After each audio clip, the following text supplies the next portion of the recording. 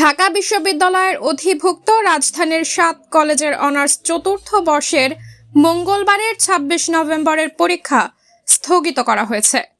সোমবার ২৫ নভেম্বর ঢাকা বিশ্ববিদ্যালয়ের পরীক্ষা নিয়ন্ত্রক মোহাম্মদ বাহালুল হক চৌধুরী স্বাক্ষরিত এক বিজ্ঞপ্তিতে এ তথ্য জানানো হয়েছে। এতে বলা হয়, অধিভুক্ত সরকারি ৭ কলেজের অনার্স চতুর্থ বর্ষের মঙ্গলবারের অনুষ্ঠেয় পরীক্ষা অনিবার্য কারণে স্থগিত করা হলো।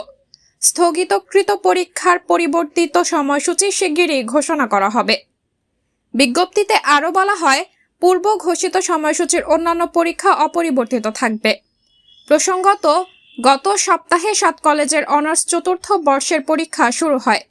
এর মধ্যে ঢাকা ন্যাশনাল মেডিকেলে চিকিৎসাধীন অবস্থায় মাহবুবুর রহমান মোল্লা কলেজের এক শিক্ষার্থীর মৃত্যুকে কেন্দ্র করে গত ২ দিন ধরে পুরান ঢাকার বিভিন্ন কলেজের শিক্ষার্থীরা সংঘর্ষে জড়িয়েছে। এর মধ্যে আজ সোমবার সরকারি শহীদ সোহরাওয়ার্দী কলেজে অনার্স প্রথম বর্ষের ফাইনাল পরীক্ষা দিতে গিয়ে বিপাকে পড়েন কবি নজরুল কলেজের শিক্ষার্থীরা। সংঘর্ষের মধ্যে মাঝপথে ইতিহাস পরীক্ষা স্থগিত করা হয়।